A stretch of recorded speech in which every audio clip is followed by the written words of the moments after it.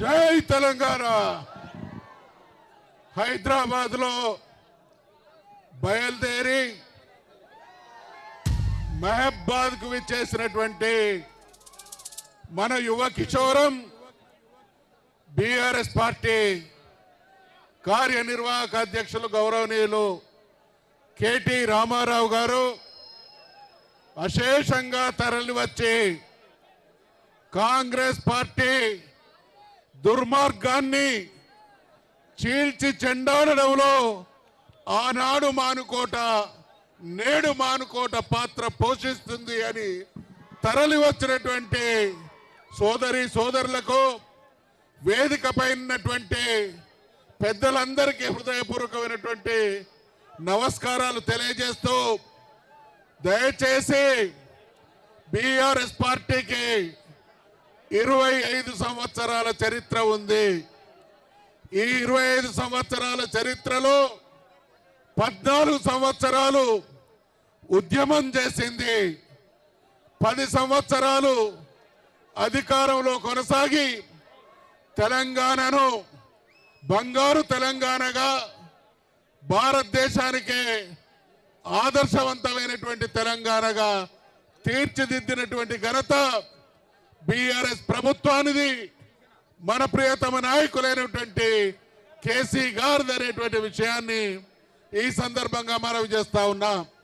1 సంవత్సరం అధికారం కాంగ్రెస్ పార్టీకి అప్పగిస్తే ఈ 1 సంవత్సర కాలంలో మళ్ళీ మనకు చుక్కలు చూపిస్తూ తెలంగాణ ప్రజాన్ని తెలంగాణ జనజీవితాన్ని అతలాకుతలం చేస్తున్నటువంటి తరుణంలో అది లఘుచరుల అయినా తెలంగాణలోని మారుమూల ఏ ప్రాంతమైనా కార్యనిర్వాహక అధ్యక్షుడిగా పార్టీ నాయకుడైనటువంటి కేసీఆర్ గారి ఆదేశం మేరకు ఈ అన్యాయాన్ని చీల్చి చెండాడి మా ప్రజల్ని కాపాడుకుంటామనేటువంటి ఉద్దేశంతో కేటీ రామారావు గారు మన దగ్గరికి రావడం జరిగింది.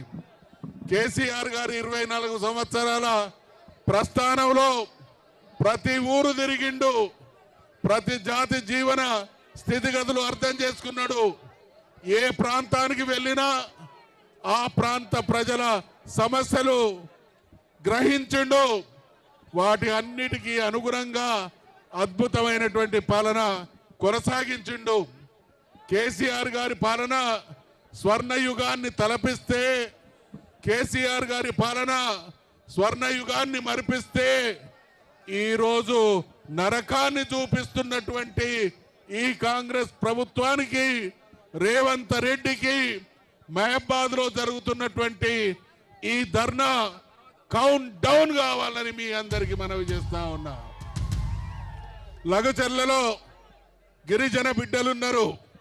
గిరిజన జాతికి ఉన్నటువంటి లక్షణం ప్రకృతి ఒడిలో ప్రకృతికి అనుగుణమైనటువంటి జీవితం గడపడం.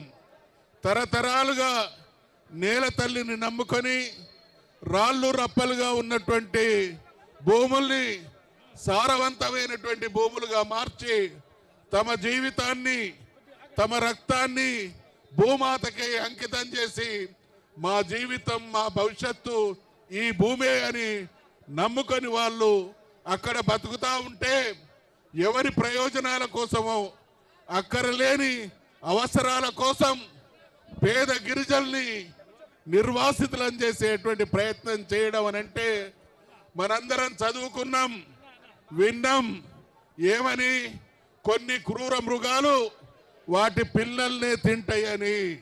కొన్ని క్రూర మృగాలు వాటి పిల్లలను తిన్న విధంగా ఏ ప్రజలైతే ఆయనకు ఓటేసి, ఏ లఘుచర్ల గ్రామ సోదరి సోదరులైతే రేవంత్ రెడ్డిని ఎమ్మెల్యే చేసి ముఖ్యమంత్రి కావడానికి పాత్ర పోషించిందో ఆ ప్రజల్ని నిరాశ్రయం చేసి వాళ్ళ జీవితాన్ని అతలాకుతలం చేసి వాళ్ళను జైళ్ల పాలు చేసి రాక్షస ఆనందం పొందుతున్నాడు అనంటే కేసీఆర్ గారు 10 సంవత్సరాలు ముఖ్యమంత్రిగా మనందరినీ కాపాడుకున్నటువంటి తీరును మనం అర్థం చేసుకోవాలి. ఈ దుర్మార్గానికి చరమ గీతం పాడాలి అనంటే తెలంగాణలో ఎక్కడ ఏ వర్గానికి అన్యాయం జరిగినా కేసీఆర్ కేటీఆర్ గారి పిలుపు మేరకు ముక్త కంఠంతో స్పందించాలనేటువంటి విషయాన్ని మనవి చేసుకుంటూ సెలవు తీసుకుంటా ఉన్నా.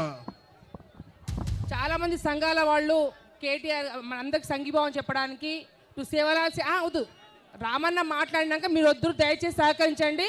భీమానాయక్ వాళ్ళు సేవలాల్ సాయన వాళ్ళు వెళ్ళేవాళ్ళు అందరూ వచ్చిన కేటీఆర్ గారు మాట్లాడిన తర్వాత మీరు అందరూ సంఘీభావం తెలుదురు.